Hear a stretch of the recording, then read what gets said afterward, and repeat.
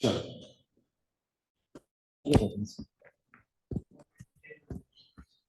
Audit trail हो गया। Topic number 1.10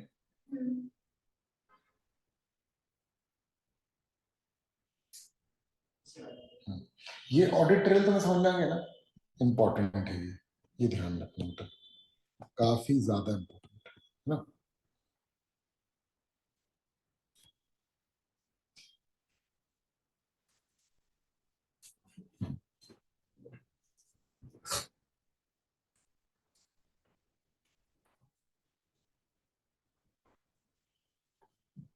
ठीक है, अब देखो इंफॉर्मेशन एज ऑडिट एविडेंस। ठीक है, तो अब मैनेजमेंट एक्सपर्ट का मतलब क्या, पहले तो ये बताओ।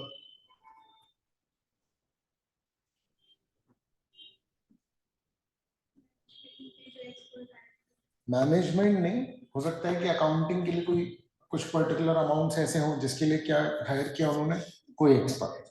हो सकता है कोई इन्वेस्टमेंट का वैल्यूएशन करा रहे हो सकता है किसी पर्टिकुलर चीज का वैल्यूएशन वो करा रहे हो, तो वो क्या कहलाया, management expert. Nature timing extent of audit procedure में भी अफेक्ट। ठीक है ना।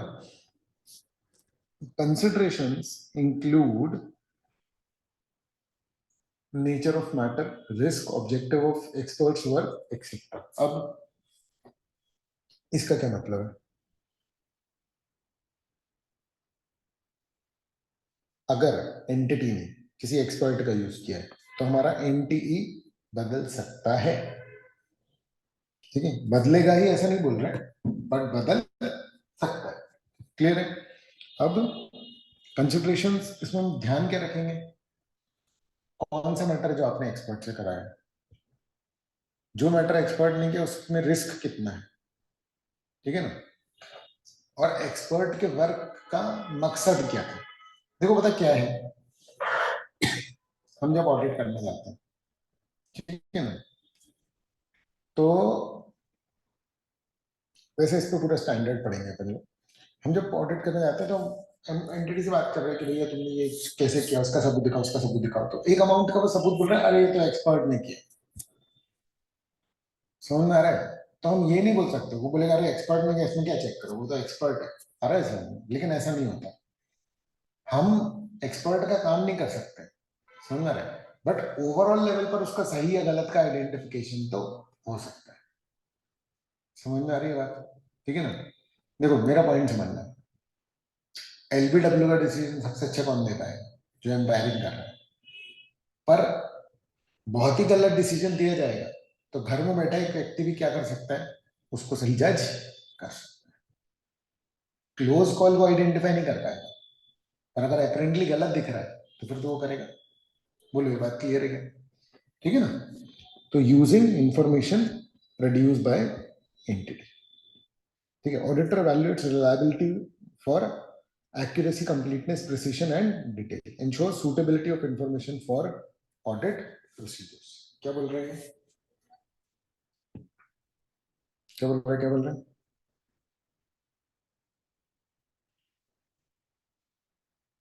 ऑडिटर उस पर तब भरोसा करेगा जब वो उसकी एक्यूरेसी, कंप्लीटनेस, प्रिसीशन और डिटेल को देखेगा। समझ में आ रही है बात, क्लियर है ना। अच्छा, एक्सपर्ट ने जो काम किया होगा वो एंटिटी के डेटा से किया होगा, तो एंटिटी ने डेटा क्या दिया वो हम देख लेंगे। यहां लिख लेना, एंटिटी ने एक्सपर्ट को क्या डेटा दिया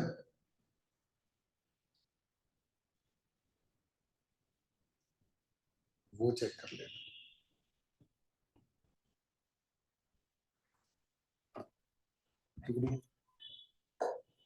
है ना, फिर the notes provide a concise overview of audit trail and its significance, emphasizing its role in establishing transaction authenticity and integrity, fraud prevention and internal control enhancement। क्या मतलब है इसका,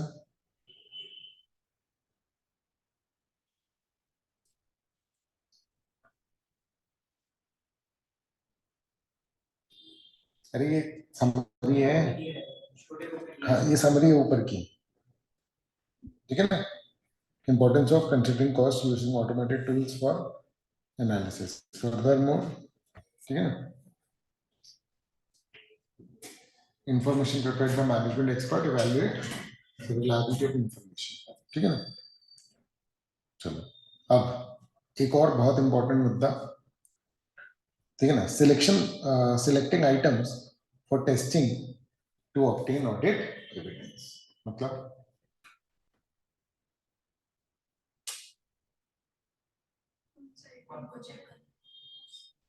ठीक है ना, तो बेसिकली सैंपल सिलेक्शन की बात हो रही है यहाँ पर.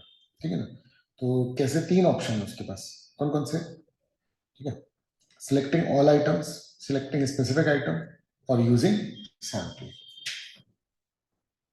आ रहा है समझ में. ठीक है, तो पहला तो है ही नहीं, इन्वेस्टिगेशन करने थोड़ी है जो 100% करेगा. ठीक है, स्पेसिफिक आइटम जजमेंट पे डिपेंड करेंगे. तो ये डिपेंड करता है, अगर बहुत बड़े आइटम है तो वो स्पेसिफिक कर लेगा, और या तो फिर वो सैम्पलिंग का कोई तरीका जो है वो लगा लेगा. Choice depends on the auditor's purpose and auditor's judgement. आ रहा है समझ में. ठीक है ना, choice depend on auditor's purpose and auditor's judgement.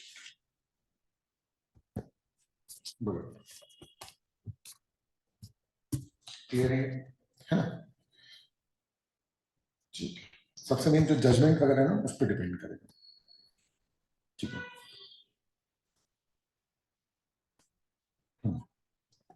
तो सबसे पहला है selecting all items appropriate for examining entire population in.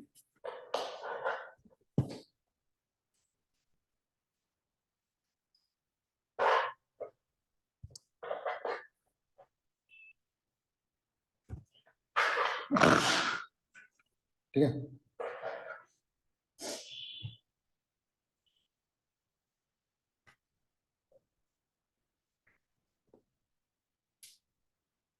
जब उसको ये लगता है कि 100% करना पड़ेगा किसी किसी एरिया में, तो फिर वो ऑल आइटम्स कर सकता है, बहुत रेयर है. Common for test of details, uncommon for test of control. किसी लेजर में चार ही आइटम है तो कर लेंगे ना 100%, समझ रहे हैं. लेकिन जिसमें भी कंट्रोल टेस्टिंग कर रहे हैं उसमें हम ऐसा नहीं करेंगे. लगा दिया.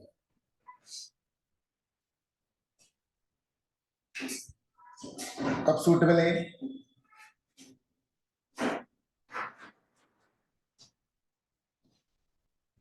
जब कुछ हाई वैल्यू आइटम्स पॉपुलेशन में. अरे ठीक है ना, significant risk warrants through examination. मतलब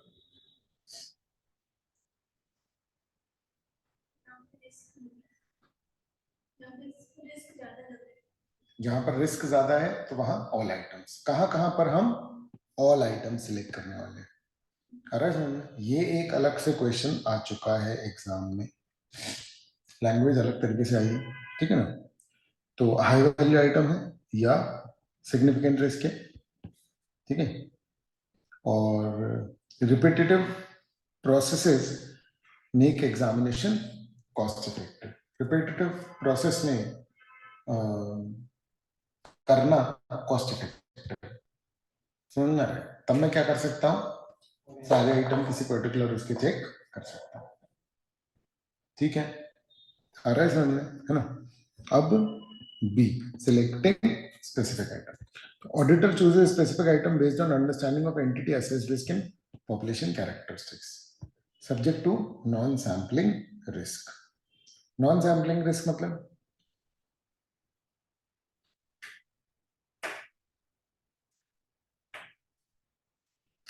तो अब यहां पर सुनो ध्यान से. ठीक है, एक होता है, हो सकता है आगे हो पर मैं बता देता हूँ. ठीक है, एक होता है सैम्पलिंग रिस्क, एक होता है non sampling risk. Sampling risk का मतलब ये होता है कि आपने कम सैंपल लिए तो चांसेस है कि कुछ आइटम जो आप नहीं चेक कर पाए उनमें कुछ अलग निकल जाए. ये क्या कहलाता है, सैम्पलिंग रिस्क. अरे समझ में. समझना पड़ेगा इसको, है ना? ठीक है, कि 10 आइटम थे, मैंने 3 चेक किए, 3 में वो गलती नहीं निकली, लेकिन बाकी 10 में 3-4 गलतियां थी, मेरे बस सैंपल में नहीं निकली। ये कौन सा हो गया? Sampling risk. Non sampling risk का एग्जाम्पल क्या है? मेरे पास 10 आइटम थे, मैं 10 के 10 भी चेक कर लेता तो एक एंट्री ने किए ही नहीं, वो तो मैं कभी चेक नहीं कर पाता, तो वो क्या कहलाया? Non sampling risk. तो सैम्पलिंग रिस्क मतलब कम सैंपल लेने का रिस्क।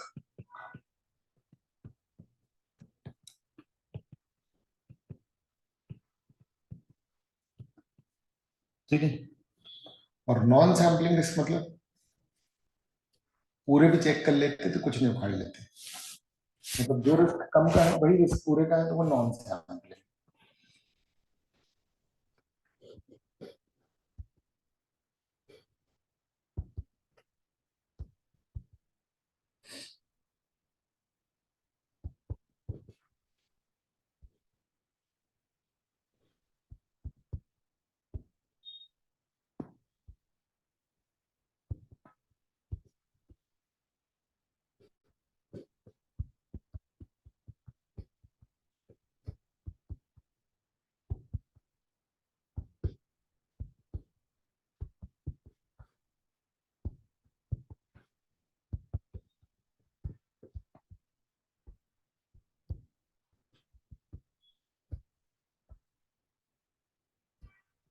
ठीक है, तो क्या बोल रहे हैं? फैक्टर्स फॉर सिलेक्शन, ठीक है ना? तो क्या फैक्टर होंगे सिलेक्शन के लिए? हाई वैल्यू आइटम या की आइटम्स को आप क्या कर लोगे? सिलेक्ट कर लोगे। ठीक है, फिर से पढ़ें इसको, क्या बोल रहे हैं? ऑर्डर जो है स्पेसिफिक आइटम चूज करेगा अपनी अंडरस्टैंडिंग के बेसिस पे, है ना, subject to non handling basis. ठीक है, और सिलेक्शन के लिए वो देखेगा हाई वैल्यू की आइटम, सस्पिशियस, अनयूजुअल या रिस्क प्रोन आइटम। बिल्कुल कीवर्ड मेन मेन ना आइडेंटिफाई होकर के लिखे हुए हैं यहाँ पर। क्लियर है?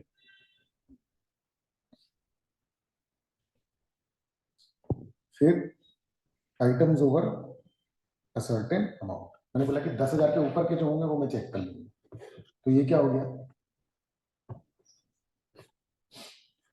Specific item. फिर items providing essential information about entity or transaction, मतलब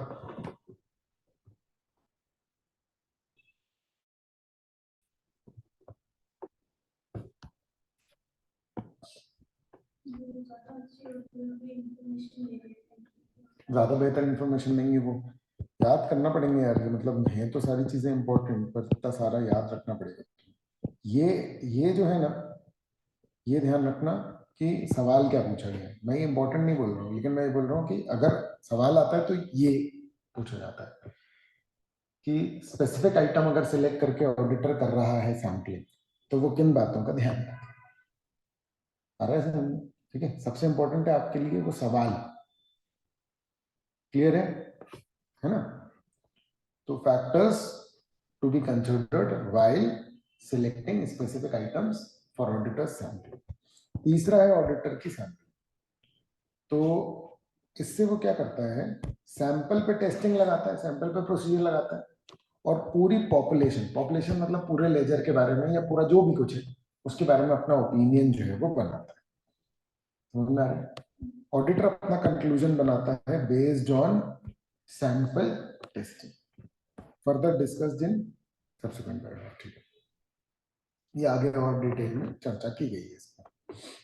बोलिए, ये क्लियर है क्या? ठीक है, तो सबसे पहले इसके अपन मल्टीपल चॉइस कर लेते हैं। टॉपिक कौन चल रहा है? 120।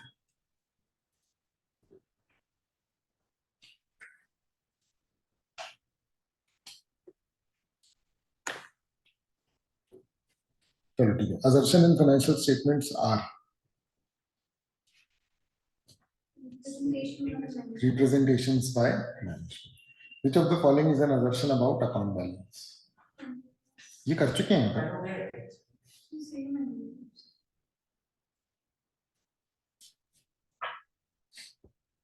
चलो ठीक है, inconsistency or doubts over reliability of audit evidence, ठीक है ना? इनकंसिस्टेंसी वर्ड का मतलब क्या है यहाँ ऑडिट के कंटेक्स्ट में?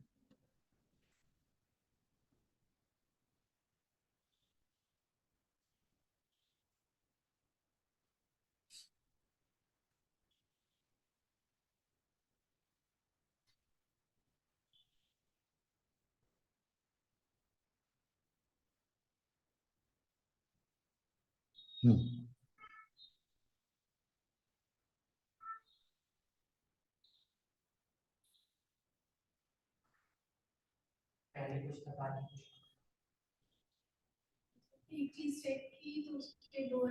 बिल्कुल सही।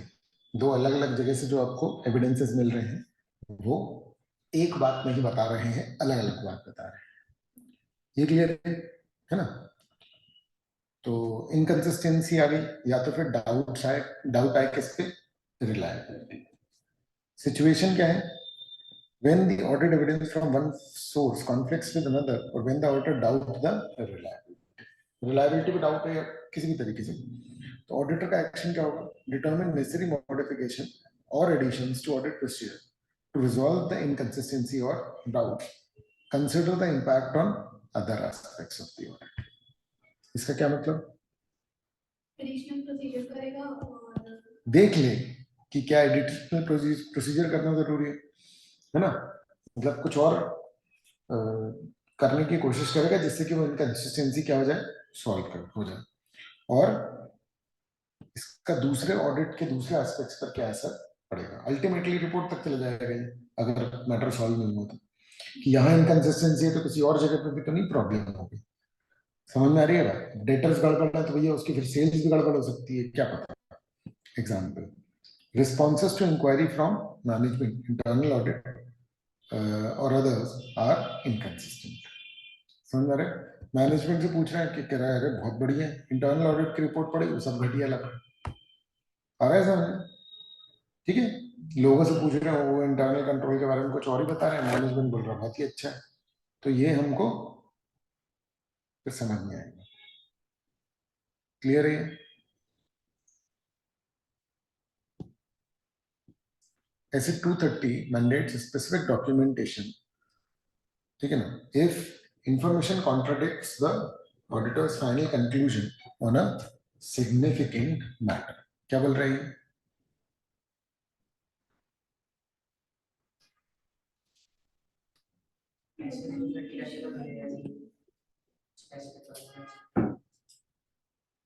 ऐसे 230 स्पेसिफिक डॉक्यूमेंटेशन बताएगा अगर, मतलब लिखा हुआ है 230 कि जब भी कॉन्ट्राडिक्टरी इंफॉर्मेशन मिलती है ना, समझ रहे हैं, सिग्निफिकेंट मैटर में, तो डॉक्यूमेंटेशन बहुत सारा कुछ करना पड़ेगा आपको।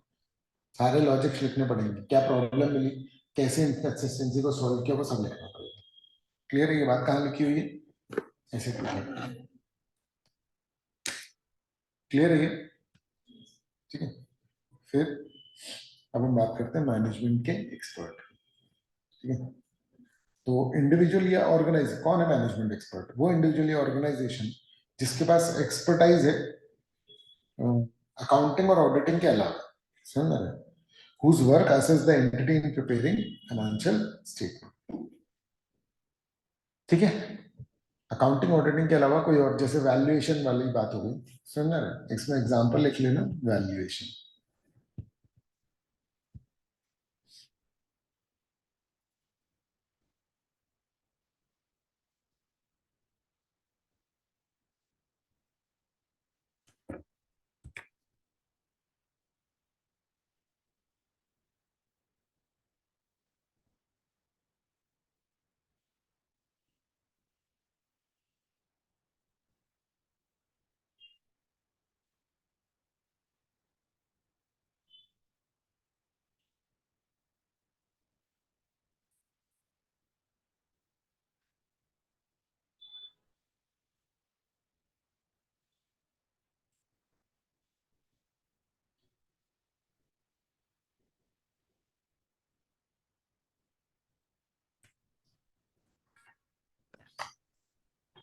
हाँ बोलो। ये क्लियर है?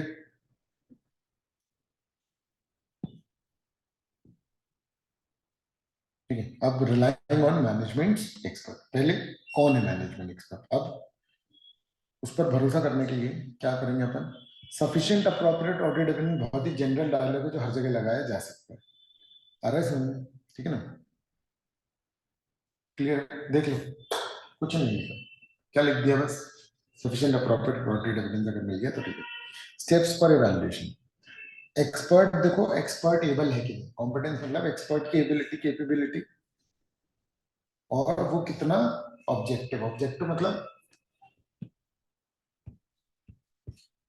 अनबायस्ड,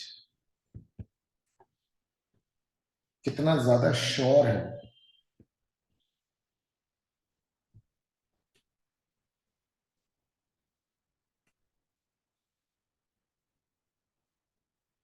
बोलो,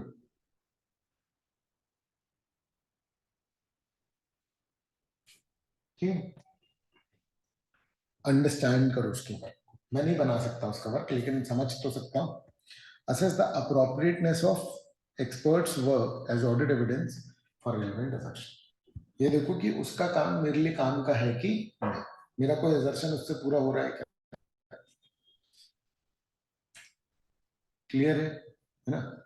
मेन कीवर्ड्स हैं कि अगर एक्सपर्ट है तो क्या ध्यान रखना है, ये तो क्या ध्यान रखना है, ठीक है। फिर है evaluation of audit evidence purpose, obtain sufficient appropriate audit evidence to draw reasonable conclusion, कुछ नहीं, ऑडिट एविडेंस कैसे होनी चाहिए, सफिशिएंट अप्रोप्रिएट, आ रहा है समझ, ठीक है ना। अच्छा, ऑडिटर का मेजॉरिटी वर्क जो है वो क्या किस में जाता है, एविडेंस निकालने में और एविडेंस की समीक्षा करने में, पूरा टाइम इसी में चला जाता है ऑडिटर का, ये क्लियर है कि नहीं, है ना? अब professional judgment, assess whether sufficient appropriate audit evidence is obtained to reduce risk to an acceptably low level, क्या इतने एविडेंस ऑब्टेन कर लिए कि ऑडिट रिस्क कम हो जाए, समझ में आ रहा है, क्लियर है। अब है ना, ये तो समझिए उसकी, ठीक, चलो एमसीक्यू बताओ।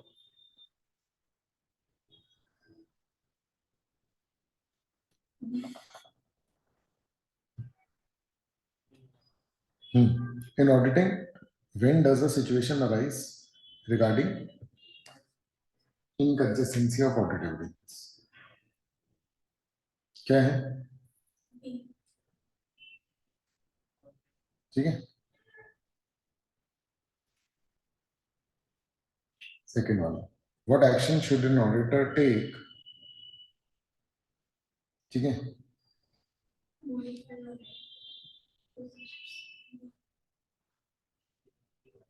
क्या,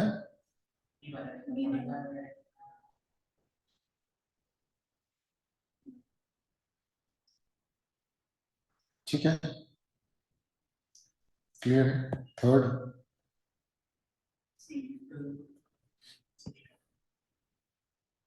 ठीक है, और ऑडिटिंग अकाउंटिंग के अलावा किसी और एक्सपर्टाइज में वो काम करेगा। फोर्थ,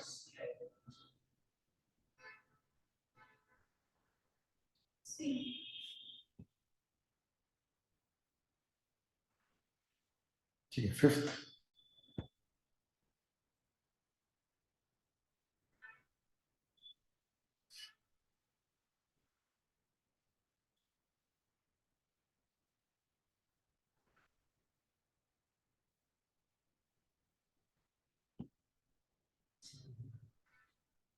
ठीक है,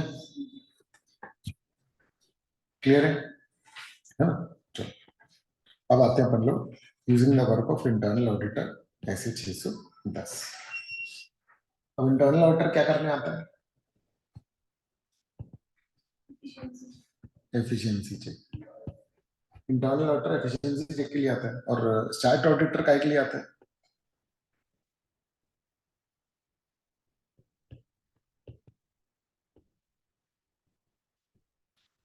ऑनेस्टी चेक के लिए आता है। स्टार्ट ऑडिटर काय के लिए आता है बेटा, ऑनेस्टी चेक के लिए, क्लियर है ना। तो अब देखो, internal audit function performs assurance and consulting activities to evaluate and improve the effectiveness of the entities governance, risk management, internal control processes. मतलब अश्योरेंस कंसल्टिंग, कंसल्टिंग भी करता है। इंटरनल ऑडिटर एक्चुअली में आपको अपने एंटिटी के जितने भी सिस्टम्स है ना, उनको इम्प्रूव करने में बहुत ज्यादा हेल्प करता है।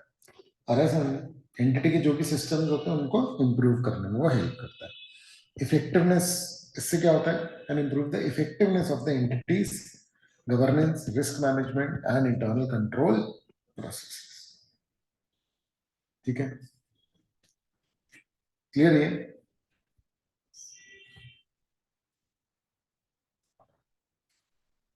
क्लियर है? Objective and scope include assessing governance process, risk management and internal control. क्या होता है ना, इंटरनल ऑडिट अगर अच्छा हो गया तो मेरा गवर्नेंस अच्छा हो जाएगा। समझ में आ रहा है? या गवर्नेंस प्रोसेस अच्छा है कि नहीं ये पता लग जाएगा। रिस्क मैनेज हो जाएगा क्योंकि बहुत सारी प्रॉब्लम्स जो है वो आइडेंटिफाई हो जाएंगी। और इंटरनल कंट्रोल के बारे में मुझे पता लग जाएगा कि वो कैसा काम कर रहे हैं। Activities relate to governance, risk management, internal control process. ठीक है, ठीक है। अब ways to utilise internal audit function. ठीक है, तो ऑब्टेनिंग रेलेवेंट इंफॉर्मेशन, लोग क्या कर रहे हैं, इंटरनल ऑडिट को समझ रहे हैं काय के लिए। इस पूरे चैप्टर में हम लोग सिर्फ और सिर्फ क्या करने वाले हैं, एविडेंस निकालने वाले हैं। मुझे एविडेंस चाहिए अपने assumption के लिए। अरे इसके लिए मैं एक दूसरे ऑडिटर का वर्क दे रहा हूँ जो कि इंटरनल ऑडिटर। अब इंटरनल ऑडिटर ऐसा कोई वो नहीं होता है जनरली कि वो प्रोफेशनली क्वालिफाइड है। इंटरनल ऑडिटर तो नॉर्मल भी हो सकता है। अरे समझ, कुछ बड़ी कंपनीज में कंपनीज एक्ट में लिखा हुआ है कि वैसा होना चाहिए। External auditor can obtain information relevant to assessing risk or material misstatement due to error or fraud। मतलब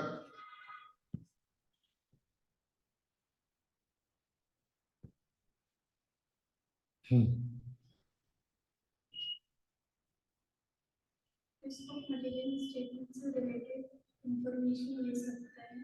बहुत जेनरिक जेनरिक बातें लिखी हुई है इसमें। आ रहा है समझ? ठीक है ना, इसमें कोई नई बात नहीं है। तुम देखो जरा ध्यान से, रेलेवेंट टू असेस्ड रिस्क, कौन सी इंफॉर्मेशन जो कि रेलेवेंट टू असेस्ड रिस्क।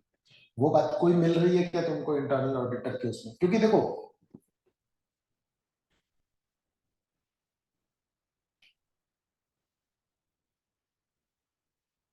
समझना, मान लो कि कोई इंटीरियर वाला, तुम अपना घर बनवा रहे हो, कोई एक इंटीरियर वाला है और वो इंटीरियर के हिसाब से घर को देख रहा है, और मान लो कि उसको राइटिंग में एक रिपोर्ट सबमिट कर दी और तुम आए हो घर की मजबूती देखने।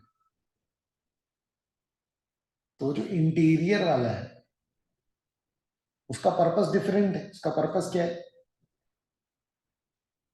कि डिजाइन हो पाएगा, कैसे हो पाएगा, कितने दरवाजे, कितने क्या है। समझ में आ रही है बात? और मैं काय के लिए आया हूँ, पूरी बिल्डिंग की मजबूती देखने। लेकिन हम लोग हो सकता है कि बहुत सारे फ्लोर में साथ काम कर रहे हैं, उसके बहुत सारे प्रोसीजर डिफरेंट हो, बट ऐसा हो सकता है ना कि कुछ चीजों को लेकर के वो भी बिल्डिंग की मजबूती देख रहा हूं। अब पॉइंट ये है कि इंटीरियर वाला पहले काम करके चला गया, उसने असेस कर लिया और उसने अपनी रिपोर्ट दी है। तो मैं उसकी रिपोर्ट खंगाल रहा हूँ कि इसमें बिल्डिंग की मजबूती से लेकर के कुछ पॉइंट है क्या जो मेरे भी काम आ जाए। अदरवाइज एज सच उसका पर्पस अलग था, बट बहुत सारी चीजें उसने ऐसी चेक कर ली होंगी जो कि मेरे भी काम की नहीं आया समझ में। आपको समझ में आ रहा है ना, किसी जगह वो बोल रहा है कि अरे यार यहाँ कमजोर है दीवार, यहाँ हम ये नहीं कर सकते, मैं वहां दीवार जाके चेक कर लूंगा कि भैया ये दीवार इतनी कमजोर की नहीं तो नहीं कि नहीं पूरी बिल्डिंग की मजबूती में प्रॉब्लम है। समझ गए कि नहीं समझ गए? क्लियर है? Using internal audit work, external auditor में use the work perform by internal audit function subject to evaluation. क्या हम इंटरनल ऑडिटर का वर्क यूज कर सकते हैं? इन जनरल इसकी नुमाही होती है। आ रहा है समझ में? Subject to evaluation, subject to evaluation बोल के सब खत्म ही कर दिया। समझ में आ रहा है कि इंटरनल ऑडिटर का वर्क आप इवैल्यूएट कर लो कि उसने सही से चेक किया है कि नहीं। आपका टाइम कम हो सकता है, रिस्पॉन्सिबिलिटी कम नहीं होगी। आ रहा है समझ में? आप इंटरनल ऑडिटर का वर्क यूज कर लो तो आप टाइम बचा लो, लेकिन रिस्पॉन्सिबिलिटी आपकी ही रहेगी। कल को ये नहीं बोल सकता स्टैट ऑडिटर कि अरे भैया वो इंटरनल ऑडिटर ने अपनी रिपोर्ट में ये नहीं लिखा था, इस चक्कर में हमसे गड़बड़ हो गई। नहीं, आप इवैल्यूएट करो उसका वर्क पूरा, आ रहा है समझ? उस बेसिस पे आपको सही लगता है तो फिर आप करो, नहीं तो फिर बात तो आपके ऊपर ही आएगी। आप इंटरनल ऑडिटर पर रिस्पॉन्सिबिलिटीज ट्रांसफर नहीं कर पाओगे। ये समझ गए कि नहीं समझ गए? ठीक है। अब डायरेक्ट असिस्टेंस। डायरेक्ट असिस्टेंस का मतलब पता क्या है? आप इंटरनल ऑडिटर को पता क्या बोल रहे हो कि भाई एक काम करना। एक्चुअली में ना इंटरनल ऑडिटर थोड़ा एम्प्लॉय टाइप होता है एंटिटी का, ये पता है आपको कि नहीं? समझ रहे? एंटिटी के जितने भी मेन बॉसेस हैं वो इंटरनल ऑडिटर को क्या बोल सकते हैं कि भाई तुम सिस्टम सही करा दो।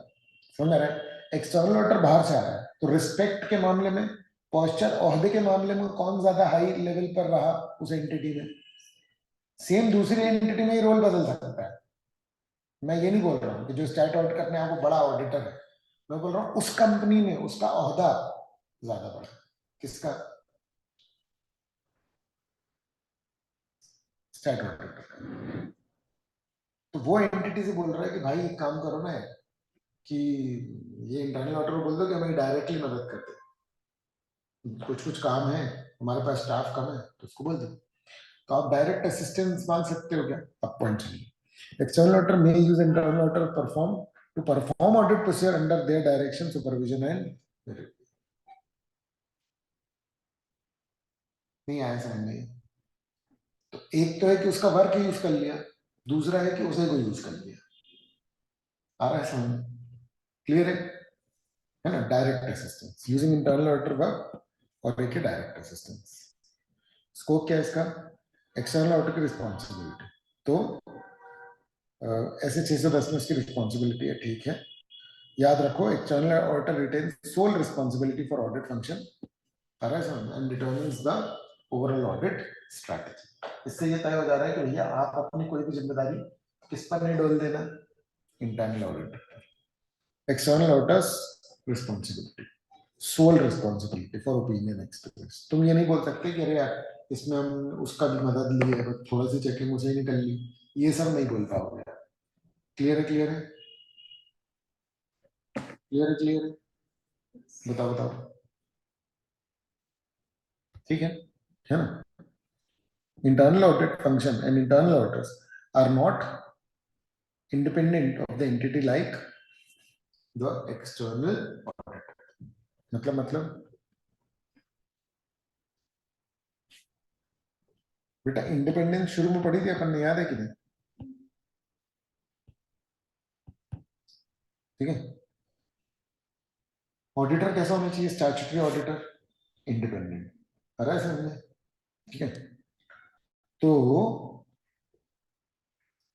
इंटरनल ऑडिटर को कितनी भी इंडिपेंडेंस मिल जाए, एक्सटर्नल ऑडिटर जितनी इंडिपेंडेंस उसके पास नहीं है तो मैं एम्प्लॉय ही ना एक तरीके से। आ रहा है क्या समझ में? क्लियर है? कंडीशंस फॉर यूज, ठीक है। SA 610 defines condition necessary for external auditor to use internal audit, इसमें कंडीशन है। ठीक है। तो framework provided to ensure sufficient appropriate evidence for using internal auditor work without over reliance. तो ये क्या बोल रहे हैं? ये फ्रेमवर्क से हमको सफिशिएंट अप्रोप्रिएट ऑडिट एविडेंस मिल जाएंगे, और हम ऐसा भी नहीं होगा कि हम बहुत ज्यादा ही भरोसा कर जा रहे हैं किस पर? इंटरनल ऑडिटर पर। क्लियर है? उस डर को भी बचाएगा। तो इसमें इस स्टैंडर्ड में अपन देखते हैं कि क्या क्या है एक्सप्रेशन। ठीक है। है ना?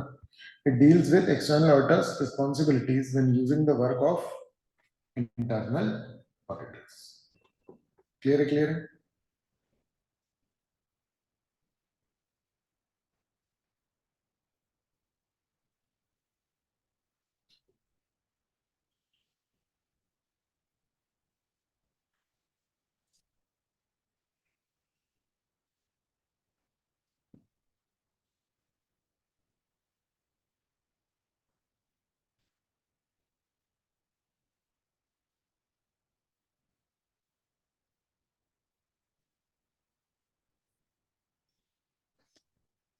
बोलो।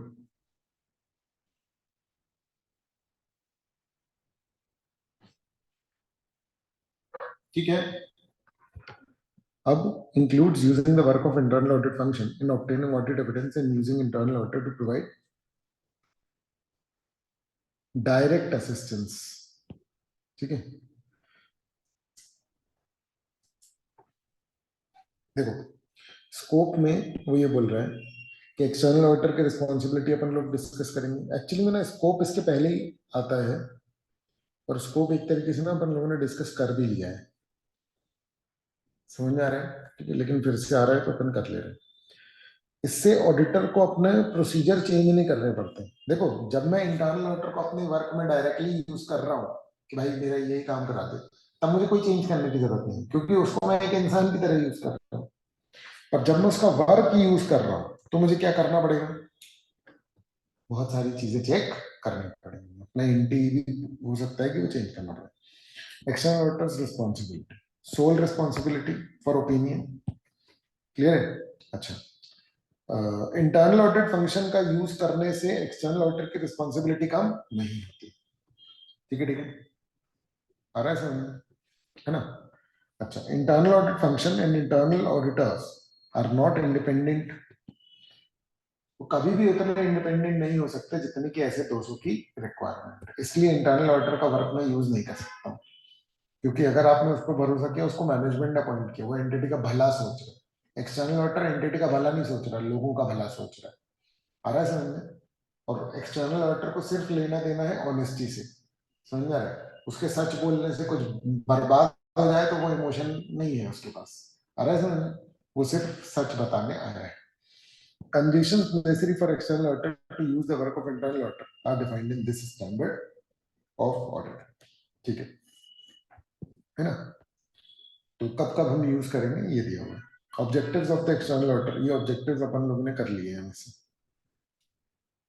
ठीक है ना? तो determine whether the work of internal audit can be use and if so to what extent. मतलब दो सवाल. क्या क्या इंटरनल ऑडिटर को यूज किया जा सकता है, और अगर हाँ यूज किया जा सकता है तो टू व्हाट एक्सटेंट. समझ गए? दूसरा, determine if the work of internal audit function is adequate for audit purposes. मतलब मेरे ऑडिट पर्पस के लिए उसका काम किसी काम का है कि भी नहीं. और if using internal auditors to provide direct assistance, appropriately direct, supervise and review their work. मतलब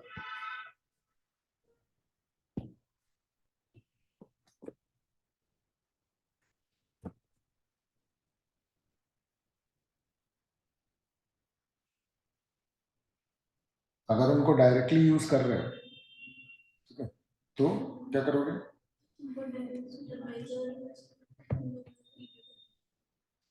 अगर डायरेक्ट असिस्टेंस ले रहे हो, ध्यान रखो क्योंकि वो एम्प्लॉय बेसिकली किसके हैं? एंटिटी के. उनके वर्क को पूरा असेस कर लेना.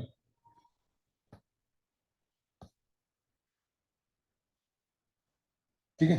चलो मल्टीपल चॉइस क्वेश्चंस बताओ. What is the scope of 610? है ना? एक्सटर्नल ऑडिटर की responsibility wise using the audit. अच्छा. According to S 610, what is the auditor's, what is external auditor's sole responsibility? बताओ.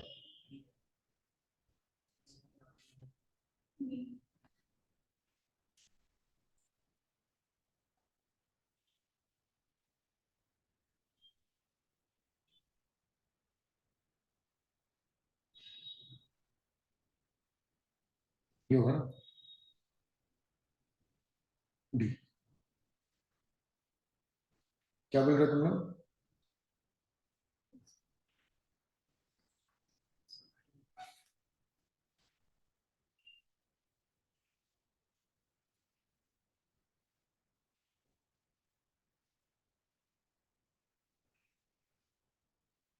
हम्म.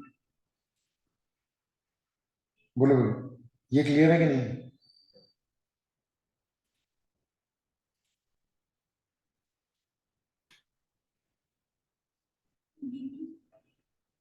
पढ़ो ऊपर कंटेंट में लिखा हुआ.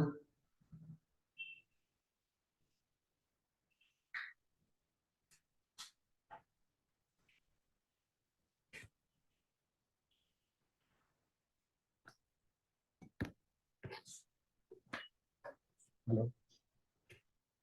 हाँ जी।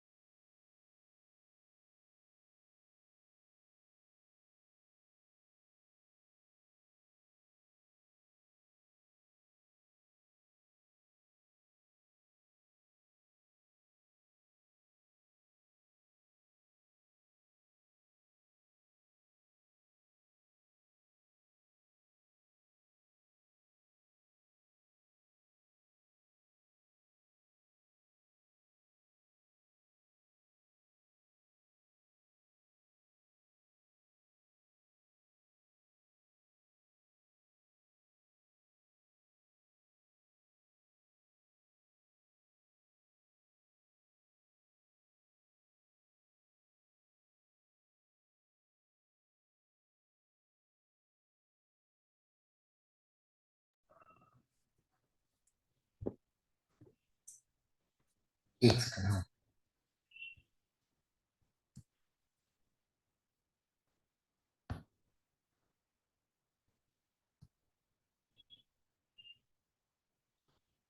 कौन सा टॉपिक है? 2.5।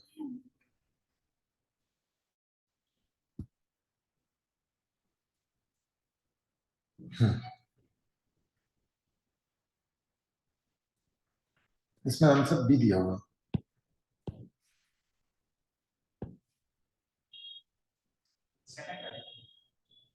हाँ,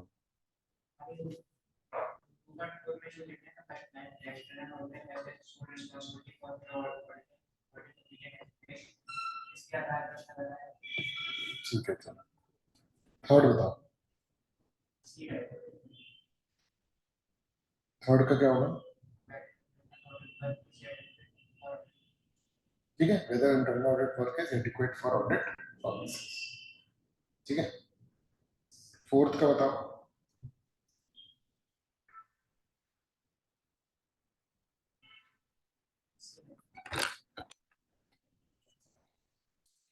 ठीक है,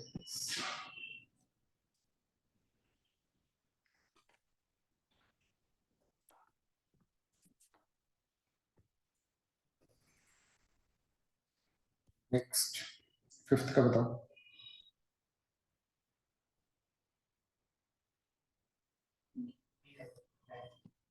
when using internal auditor for direct assistance।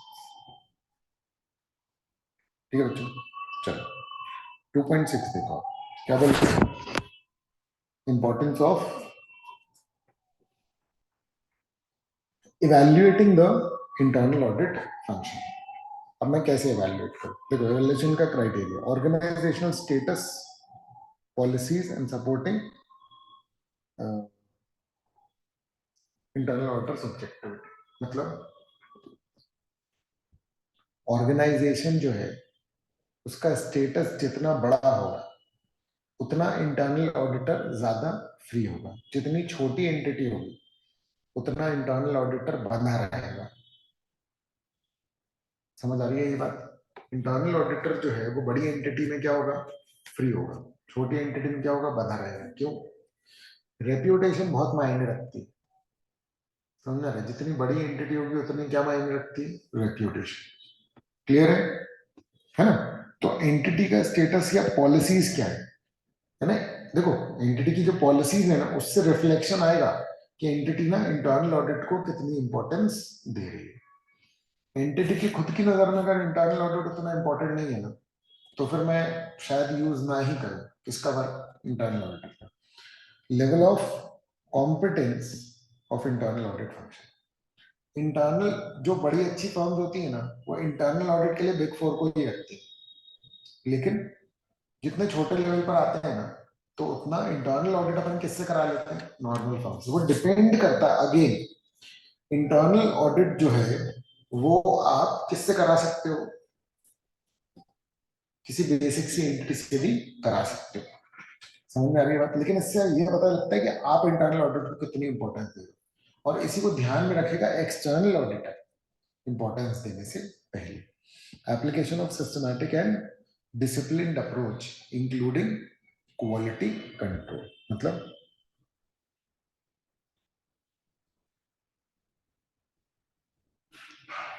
Internal auditor कितना प्रोफेशनली काम कर रहा है ये मैं देखूंगा। इंटरनल ऑडिटर जो है वो कितना प्रोफेशनली काम कर रहा है मैं ये देखूंगा। नहीं आया समझ में?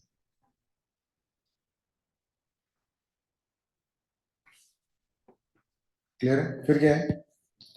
Importance of objectivity and competence. तो किसकी ऑब्जेक्टिविटी कॉम्पिटेंस? इंटरनल ऑडिटर की। Essential for determining the usability of internal audit work. मैं उसकी जब तक कॉम्पिटेंस नहीं देखूंगा, उसकी ऑब्जेक्टिविटी नहीं देखूंगा, तब तक मैं उसके वर्क पर भरोसा नहीं कर पाऊंगा। समझ में आ रहा है? तो मैं कितना भरोसा करूंगी किस पे डिपेंड करेगा?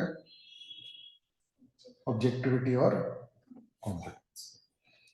Objectivity, ability to perform task without bias और अनड्यू इन्फ्लुएंस। मैंने बोला था ना unbiased, supported by management independence and relevant policies. Competence क्या है? Attainment and maintenance of knowledge skills, adequacy of resources, training and technical proficiency are crucial.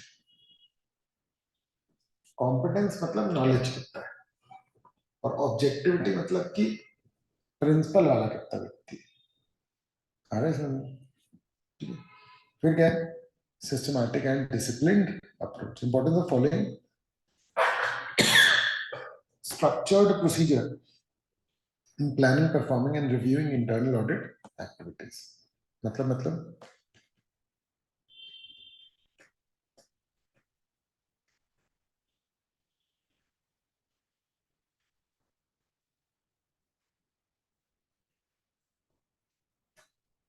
कितना systematic और discipline. तुम देख रहे हो ये जो अपन ने ये तीनों बातें पढ़ी थी ना, इन तीनों का एक्सपेंशन है और कुछ नहीं। क्लियर है? फिर includes adherence to quality control measures. जितना सिस्टमैटिक, जितना डिसिप्लिन होगा, उतना क्या होगा? उतना एक्सटर्नल ऑडिटर भरोसा कर पाएगा,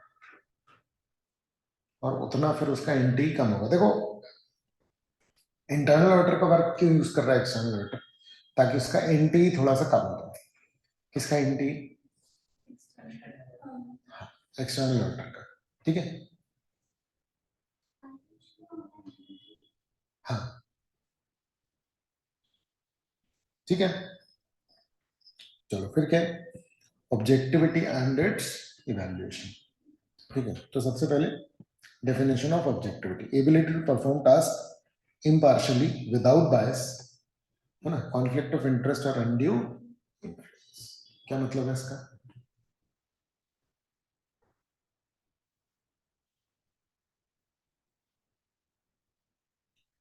ऑब्जेक्टिविटी को फिर से डिफाइन कर रहा है, समझ में आ रहा है? ठीक है ना?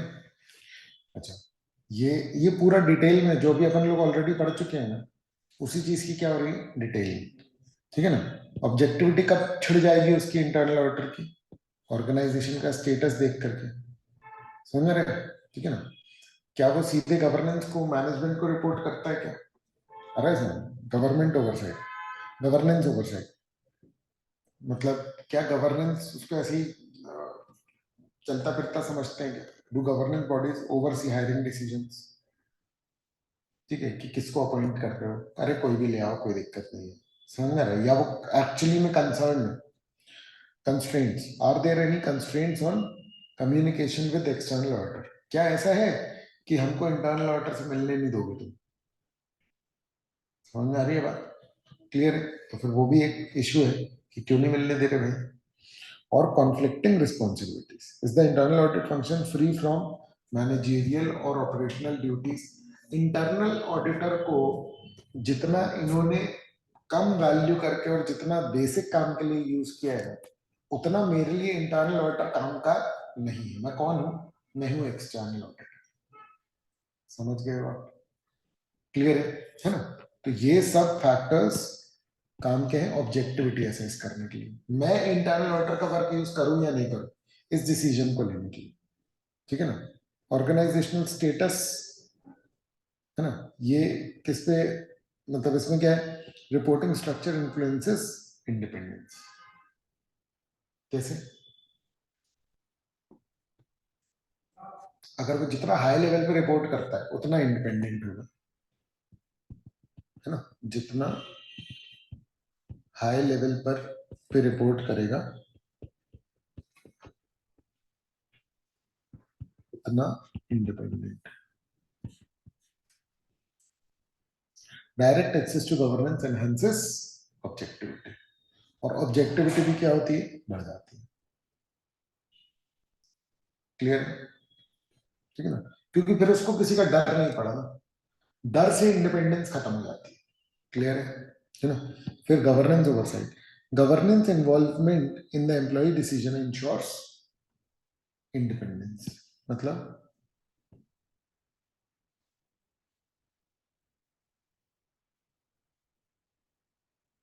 गवर्नेंस जो है इसका मतलब जितना हर व्यक्ति, मतलब मैनेजमेंट ने हर व्यक्ति को रखा अपना काम करने के लिए, लोग कई बार अपना काम अच्छे से नहीं करते, क्यों, क्योंकि हो सकता है कि उनके दोस्त को दिक्कत हो जाएगी। आपको पॉइंट समझ में आ रहा है। ऑर्गेनाइजेशन में एक बंदा रिपोर्ट नहीं कर रहा, क्यों, क्योंकि वो मेरा दोस्त है, समझ में आ रहा है, जिसकी मैं रिपोर्टिंग कर दूंगा। तो गवर्नेंस अगर जितना इन्वॉल्व होती है, मतलब मैनेजमेंट जितना इन्वॉल्व होता है गवर्नेंस में, उतना क्या होता है, हर व्यक्ति इंडिपेंडेंट होता है, क्योंकि फिर कोई अपने गले में रस्सी नहीं चाहता। तो फिर क्या करते हैं सब लोग कि भैया देखो ऐसा है, मैं नहीं फंसना चाहता, मैं अपनी जॉब में लूज करना चाहता हूँ। क्लियर है। Policies like remuneration affect objectivity, ठीक है। रेम्यूनरेशन की आपकी जो पॉलिसीज है उससे क्या होता है, ऑब्जेक्टिविटी अफेक्ट हो सकती है। आ रहा है समझ? ठीक है ना। कंस्ट्रेंट्स एंड कॉन्फ्लिक्टिंग रिस्पॉन्सिबिलिटीज, ये सब पढ़ दिया अपन लोगों ने, बस बार बार उसको और डिटेल में कर रहे हैं। Restriction on communication can hinder transparency, conflicting roles may compromise impartiality. Conflicting roles दे रहे हो, वही बात जो अपन ने की थी ना, separation of, segregation of duties होनी चाहिए। समझ में आ रहा है। क्लियर है। जो बंदा खुद का काम कर रहा है खुद ही वो चेक कर रहा है, तो क्या होगा, कॉन्फ्लिक्टिंग है ना, वो अपने काम में कभी गलती नहीं निकालेगा। ऑब्जेक्टिविटी और कॉम्पोनेंस को कैसे देखोगे, ठीक है ना। जो इंटरनल ऑडिटर को बिना बायस के कॉन्फ्लिक्ट ऑफ इंटरेस्ट या अंडर इन्फ्लुएंस के काम कर रहे हैं, उसके ऊपर किसी का प्रभाव नहीं होना चाहिए, उसका पर्सनल किसी को फेवर नहीं जाना चाहिए, और उसका पर्सनल कुछ ऐसा कनेक्शन नहीं होना चाहिए जिससे कि कॉन्फ्लिक्ट ऑफ इंटरेस्ट हो जाए। Factors affecting evaluation, organisational status supporting independence. मतलब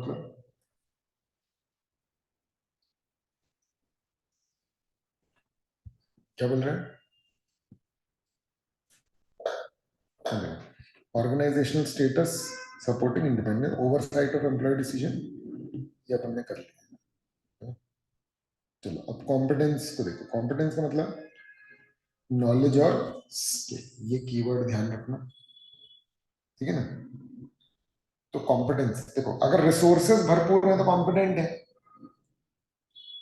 जितने रिसोर्सेज होंगे उतना बंदा एबल होगा अपना काम करने के। तो इंटरनल ऑडिटर को कितनी फ्रीडम दी, कितने रिसोर्स दिए, उनको एक रजिस्टर पेन पकड़ा दिया बस, जाओ ऑडिट कर लो। समझ में आ रही है बात, कोई कंप्यूटर मिलना चाहिए। अच्छा, establishment of hiring and training policies, ठीक है ना। हायरिंग एंड ट्रेनिंग मतलब कि जब आप इंटरनल ऑडिट के बंदे को हायर करते हो, कुछ ट्रेनिंग का ऐसा रखा हुआ है अपने प्रोग्राम, और अगर नहीं रखा है तो फिर वो ऐसे ही काम करेगा, क्योंकि ऑडिट का फंक्शन ऐसे चलता फिरता थोड़ी है, उसमें आपको थोड़ी सी इंटेलिजेंस चाहिए। फिर टेक्निकल ट्रेनिंग एंड प्रोफिशिएंसी, मतलब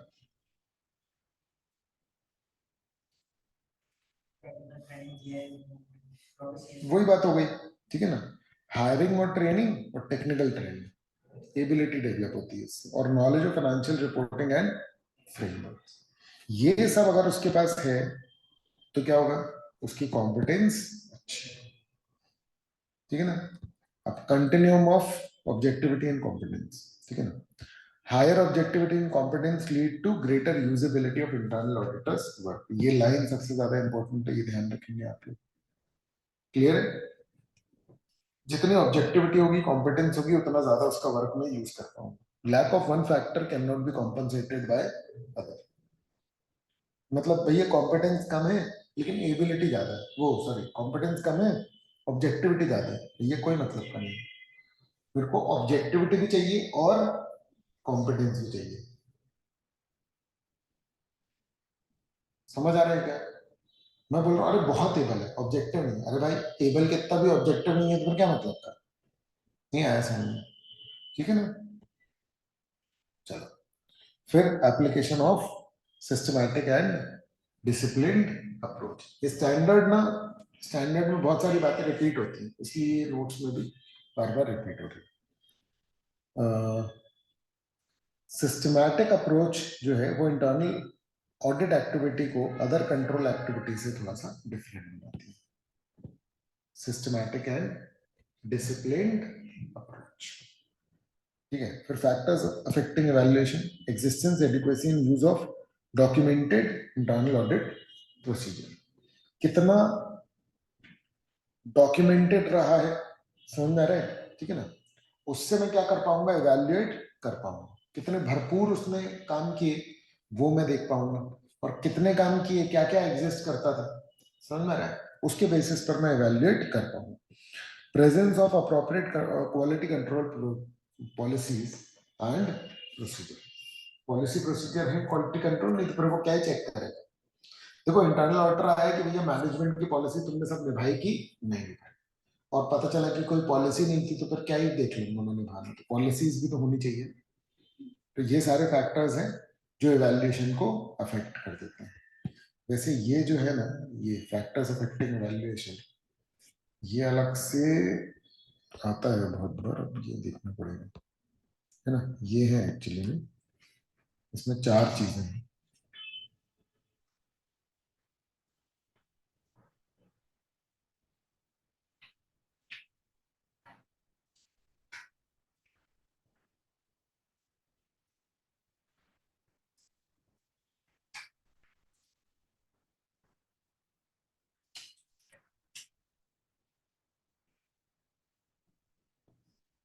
ठीक है चलो एमसीक्यूज बताओ.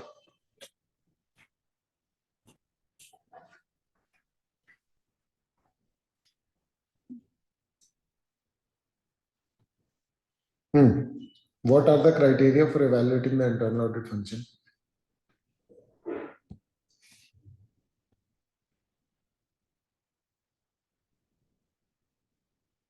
ठीक है. Objectivity, competence and systematic approach.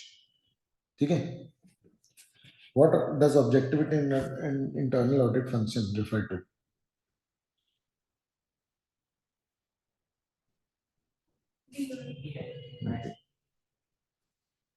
How does organizational status influence the objectivity?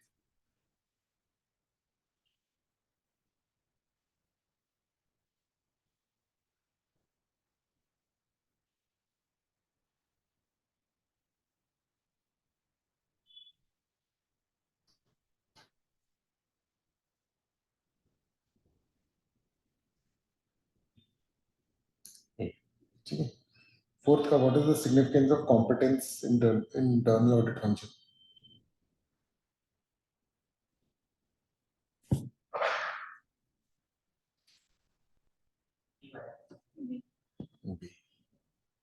ठीक है.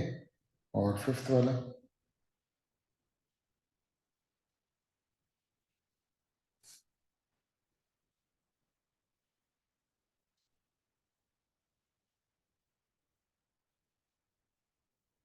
what factors affect evaluation? ये होगा documentation of audit procedure and quality control procedures. ठीक है. चलो अब circumstances when work of internal auditor cannot be used. कब मैं इंटरनल ऑडिटर का वर्क यूज नहीं कर सकता, बताओ कब यूज नहीं कर सकता. ऑब्जेक्टिविटी. जब इंटरनल ऑडिट फंक्शन का जो स्टेटस है और पॉलिसीज है वो इंटरनल ऑडिटर की ऑब्जेक्टिविटी के साथ मतलब मैच नहीं कर रही, वो उसको सपोर्ट नहीं कर रही। क्लियर है? ऑब्जेक्टिविटी में प्रॉब्लम है, मैं नहीं यूज करूंगा। कॉम्पिटेंस में प्रॉब्लम है, मैं नहीं यूज करूंगा। सिस्टमैटिक अप्रोच नहीं है तो मैं नहीं यूज करूंगा।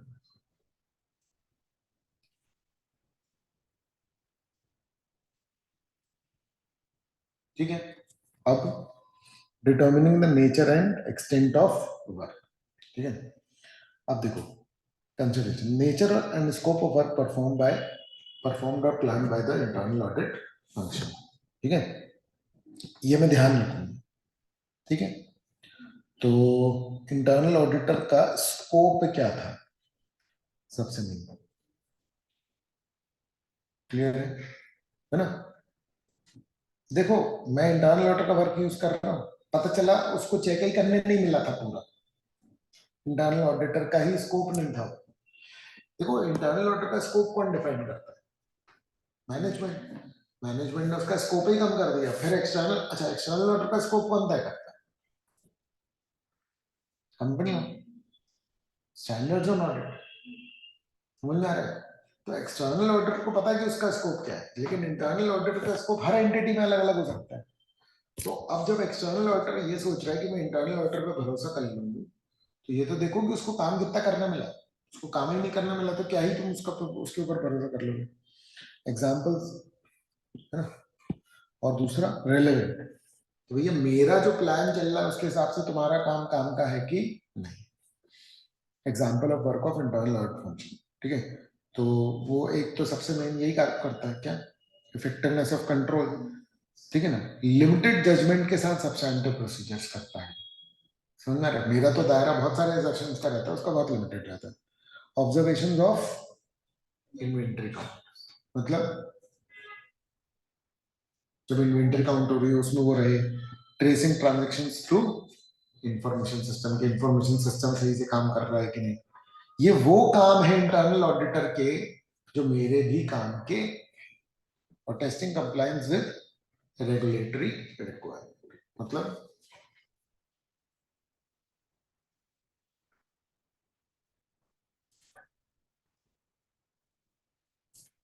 regulations का comply लॉज सारे फॉलो हो रहे हैं कि नहीं, ये काम भी कौन देख लेता है? इंटरनल। तो उसका ये काम मेरे भी काम का है, मैं कौन हूं? एक्सटर्नल।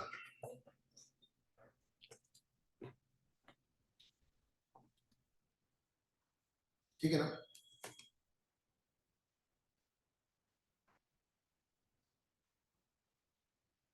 अच्छा, अब circumstances in which external auditor plans to use less of the work of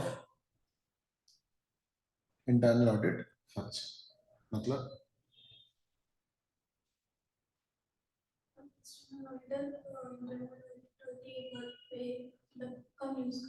ठीक है, सिग्निफिकेंट जजमेंट। ध्यान से समझना, जितने जजमेंटल मैटर्स, देखो जो ऑब्जेक्टिव मैटर्स हैं उनकी चेकिंग करी इंटरनल ऑडिटर ने, मैं क्या बोलूंगा? हाँ चलो जो तुमने बोला। लेकिन जजमेंटल मैटर्स हैं तो भैया फिर मैं बोलूंगा कि नहीं, ये मामले में मैं तुम्हारा ओपिनियन नहीं ले रहा हूँ, ओपिनियन तो मैं खुद ही बना सकता हूँ। ऐसा बोलेगा कौन? External auditor. तो एक्सटर्नल ऑडिटर के पास ज्यादा मौका है ना, काय का? मतलब एक्सटर्नल ऑडिटर जजमेंटल मैटर थोड़ी छोड़ देगा इंटरनल ऑडिटर पे। अरे सर, वो तो उसको क्लरिकल यूज के पॉइंट ऑफ व्यू से कंसिडर कर रहा है, इंटेलिजेंट पॉइंट ऑफ व्यू से तो वो अपना ही काम कर लेना। अरे सर, क्योंकि रिस्क तो पूरा मेन ऑडिटर का ही है। तो more direct involvement is required when significant judgments are involved in planning, performing relevant audit procedure and evaluating audit evidence. तो किसका डायरेक्ट इन्वॉल्वमेंट जरूरी है? एक्सटर्नल ऑडिटर का। असेस रिस्क, रिस्क ज्यादा है तो क्या होगा? एक्सटर्नल ऑडिटर बोलेगा कि भैया मेरे को नहीं करना आपका काम, मैं अपना कर लूंगा। अरे सर, हमने आइडेंटिफाइड सिग्निफिकेंट रिस्क के लिए आप कभी भी क्या नहीं करेंगे? इंटरनल ऑडिटर के यूज को कम करेंगे। ऑब्जेक्टिविटी कॉम्पिटेंस, ठीक है ना? अगर ऑब्जेक्टिविटी और इंडिपेंडेंस कॉम्पिटेंस नहीं है तो एक्सटर्नल ऑडिटर उसका वर्क ज्यादा यूज नहीं कर सकता। समझ गए इस बात को? क्लियर है? है ना, using the work of internal audit function, discussion कौन, तो discuss the planned use of internal audit functions work for coordinating activities. Discuss कर लो अपनी टीम में, इंटरनल ऑडिटर के साथ मिले तो उसके साथ, ठीक है। रीड करो, इंटरनल ऑडिट की रिपोर्ट होती है जिसमें हर एक डिपार्टमेंट के पॉइंट ऑफ व्यू से हर एक चीज लिखी जाती है। Read reports of internal audit function to understand the nature and extent of audit procedures performed and related findings. ठीक है ना, तो क्या करो आप, रिपोर्ट्स पढ़ लो किसकी, इंटरनल ऑडिट फंक्शन की। Performing audit procedure, perform sufficient audit procedure on the internal audit functions work to determine its adequacy for the audit. आप कुछ खुद भी करके देख लो, तो discussion coordination, reading internal audit reports और फाइंडिंग्स देख लो, और उसके बाद फिर कुछ पे अपना खुद का भी प्रोसीजर लगा करके देख लो, ताकि इंटरनल ऑडिटर का वर्क चेक भी हो जाए। समझ गए? अब इफेक्टिव कोऑर्डिनेशन, तो डिस्कशन की टाइमिंग वाइमिंग डिसाइड कर लो, ठीक है ना। पूरे ऑडिट के दौरान थोड़ा थोड़ा सा टाइम लेकर के डिस्कशन करते रहो, समझ में आ रहा है, ठीक है। इंफॉर्मेशन शेयर, अच्छा, एक्सटर्नल ऑडिटर जो है इंटरनल ऑडिट को बता देगा of significant matter that may affect it's work and vice versa. Discussion हो जाएगा तो इंटरनल ऑडिटर भी उसको कुछ गाइडेंस दे पाएगा। समझ में आ रही है बात? क्लियर है?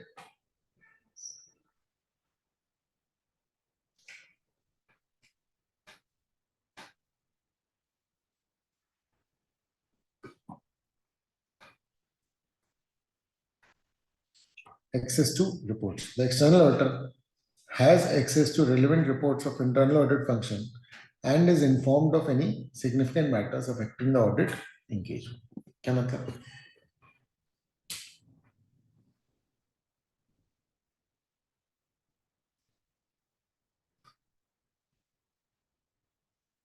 एक्सटर्नल ऑडिटर के पास एक्सेस होना चाहिए उसके रिपोर्ट्स। देखो देखो, इफेक्टिव कोऑर्डिनेशन के लिए क्या क्या जरूरी है? डिस्कशन, इंफॉर्मेशन शेयरिंग और एक्सेस टू, तभी कोऑर्डिनेशन पॉसिबल। मतलब इंटरनल ऑडिटर के वर्क के साथ आपका कोऑर्डिनेशन कैसे होगा? जब डिस्कशन होगा, इंफॉर्मेशन शेयर होगी और इंटरनल ऑडिटर अपनी रिपोर्ट्स को शेयर करेगा, तो क्या हो पाएगा? कोऑर्डिनेशन हो पाएगा, तो एक्सटर्नल ऑडिटर फिर उसका वर्क यूज कर पाएगा, अन्यथा नहीं करेगा। ठीक है, फिर determining whether in which areas and to what extent, ठीक है ना, मैं उसको डायरेक्ट असिस्टेंस के लिए यूज कर सकता हूँ। तो इंटरनल ऑडिटर को डायरेक्टली मैं अपने वर्क के लिए कब कब बुला सकता हूँ? तो देखो, है ना, वो सीधे सीधे काम तो कर ही सकता है, वहां तो सुपरविजन डायरेक्शन सब किसका होगा? External auditor. भाई ये इसका टेबल बना दे, भाई ये इसकी चेकिंग कर दे थोड़ी सी।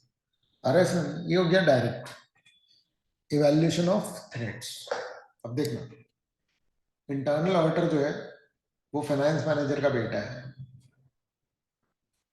अब क्या होगा? फाइनेंस की कोई गलती नहीं निकाल के देगा, क्यों? क्योंकि पापा कर रहे हैं। समझ में आ रही है? क्लियर है? External auditor evaluates threats to objectivity and the competence of internal auditors who will provide direct assistance. तो ऑब्जेक्टिविटी और कॉम्पिटेंस में कहीं प्रॉब्लम तो नहीं है, ठीक है ना। इसमें हम इंटरेस्ट और रिलेशनशिप देखेंगे जिससे कि थ्रेट आ सकता है ऑब्जेक्टिविटी। समझ में आ रहा है? वही शेयर होल्डर है या कोई फाइनेंस मैनेजर का बेटा है, रिलेशनशिप्स आ रहा है समझ? ठीक है, ये किसको खराब कर देंगे? ऑब्जेक्टिविटी। क्लियर? अच्छा, सिग्निफिकेंट थ्रेट्स वाले जो एरिया है एक्सटर्नल ऑर्डर के, क्लियर है? नहीं नहीं, अगर ऑब्जेक्टिविटी में या कॉम्पिटेंस में सिग्निफिकेंट थ्रेट्स तो फिर ये स्टैंडर्ड ऑडिटर को मना कर रहा है कि यूज मत कर लेना भाई। समझ आ रही है बात? Prohibited procedures, internal auditors can not perform procedure without involving significant judgment, higher assessed risk work previously reported by the internal audit function or decisions made by the external auditor regarding the internal audit function. Prohibited procedures कौन से हैं? देखो, मैं जब internal auditor को directly assess कर रहा हूं तो मैं क्या काम नहीं करने दूंगा उसको. जजमेंटल मैटर में उसको नहीं दूंगा, हाई रिस्क वाले मैटर उसको नहीं दूंगा. ठीक है ना. और वो वर्क जो कि इंटरनल ऑडिट वाले ने ही बनाया हुआ है तो वो काम काय को चेक करने दूंगा उसको. उसी ने बनाया हो तो सीधे हाँ बोल देगा ना बिना देखे कि सही है सब. और जो एक्सटर्नल ऑडिटर वो डिसीजन क्या ले रहा है इंटरनल ऑडिट वालों के लिए, ये डिसीजन वो इंटरनल ऑडिटर पे नहीं छोड़ेगा. मतलब मेरे को कितना भरोसा करना है, यही बात मैं इंटरनल ऑडिटर से थोड़ी पूछ लेता हूँ. आ रहा है समझ में? क्लियर है. अच्छा अच्छा, इंटरनल ऑडिटर को अगर तुम डायरेक्टली यूज कर रहे हो तो रिटन अग्रीमेंट लो किससे, एंटिटी से और इंटरनल ऑडिटर से regarding instructions, confidentiality and objectivity. लिखवा लो, साइन करवा लो. ये कल को नाटक करें तो. समझ में आ रही है बात? क्लियर है ना. कोई भी अगर लिख के दे देता है तो थोड़ा ज्यादा श्योर हो जाते हैं ना.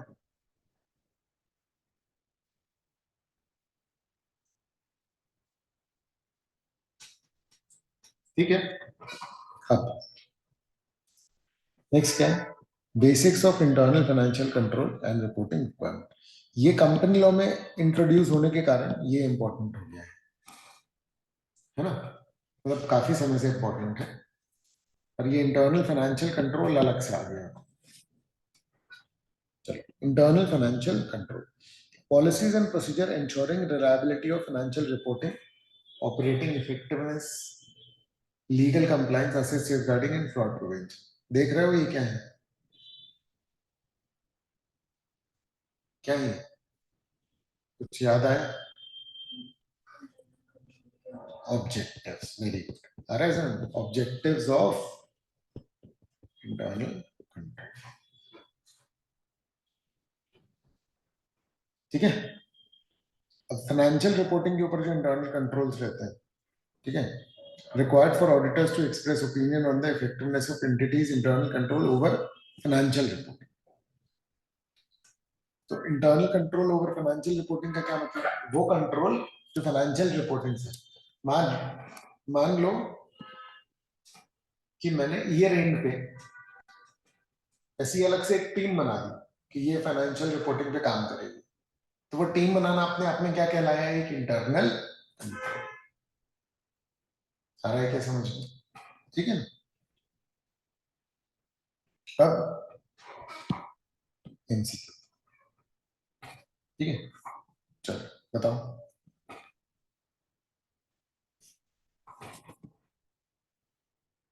In which circumstances can external auditor may not use the work of internal audit function? C. ठीक है. सिग्निफिकेंट थ्रेट किस पे मिल रहा है, ऑब्जेक्टिविटी पे, तो वो नहीं करेगा. Second, what factor does external auditor consider when determining the nature and extent of using the internal audit functions work? B. क्या होगा? B. बच्चों मेरी बात ध्यान से समझ लेना, इस बार कंटेंट हुआ है चेंज. वो सब चीजें जो अभी तक अनइम्पोर्टेंट थी वो भी इंपॉर्टेंस के दायरे में आ जाएंगी. समझ में आ रहा है? तो डिटेल में पढ़ने को वो मत करना क्योंकि इस बार बहुत रोने वाले हैं बच्चे. अभी जितने कम आए हैं मुझे ऐसा लगता है कि अगर कोई ने मॉड्यूल से नहीं पढ़ा उसके मार्क्स और गंदे घुस जाएंगे. क्योंकि अभी तक तो कंपनी ऑडिट मार्क्स दिला देता था, अब तो एमसीक्यू भी आपको कोई हेल्प नहीं करने वाले. पूरा का पूरा कंटेंट ऑडिट से रिलेटेड है. अगर समझ नहीं है ऑडिट की तो नहीं हो पाएंगे. समझ में आ रहा है? हर क्वेश्चन ट्रिकी बन जाएगा तुम्हारे लिए. अभी तुम्हारे लिए बहुत इजी हो जाएगा अगर इसको थोड़ा सा ध्यान दे लोगे तो. एकदम कॉम्प्लेक्स चीजों में जाने की जरूरत नहीं है, बट हर ब्रॉडली तुमको ये पता होना चाहिए कि क्या चीज क्या है. ठीक है.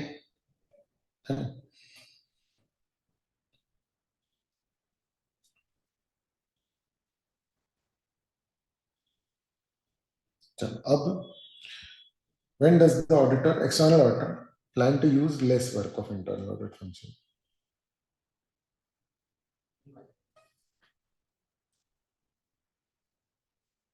When the internal audit function lacks sufficient competence.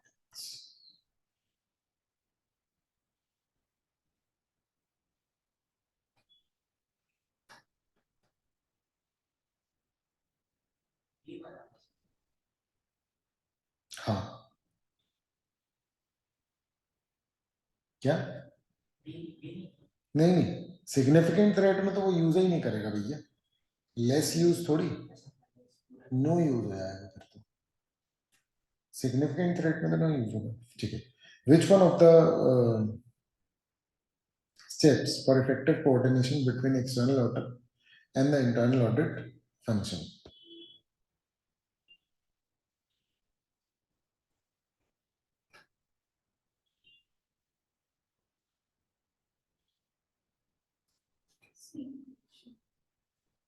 क्या होगा informing internal audit function of matters that may affect his work ठीक है इफेक्टिव कोऑर्डिनेशन के लिए क्या है नॉलेज शेयरिंग ठीक है ना क्लियर है last fifth what is the distinction between IFC and internal control over financial reporting अरे मैंने तो ये एक ही वो करके कर दिया डिस्टिंक्शन तो मैंने नहीं बताया इसको ठीक है देखो इंटरनल फाइनेंशियल कंट्रोल में अकाउंटिंग के बहुत सारे हो सकते हैं बट जो ये है ना internal control over financial reporting ये ईयर एंड में ही आए internal control over financial reporting मतलब जब पूरे फाइनेंशियल्स बन रहे हैं तब के कंट्रोल्स और internal financial control through out the year चलेंगे समझ में आ रहा है क्या ठीक है तो वैसे तो इजी है इसके ऑप्शंस देखोगे तो समझ में आ जाएगा तो बताओ ये होगा इसका ठीक है क्लियर है ना अब दूसरे नोट्स आज वाले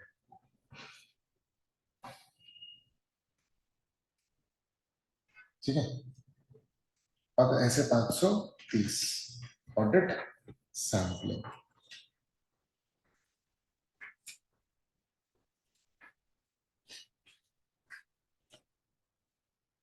ठीक है पढ़ेंगे कल करना आयुष तो चला गया मतलब परसों परसों सुबह आना हाँ परसों से सुबह करते हैं ठीक है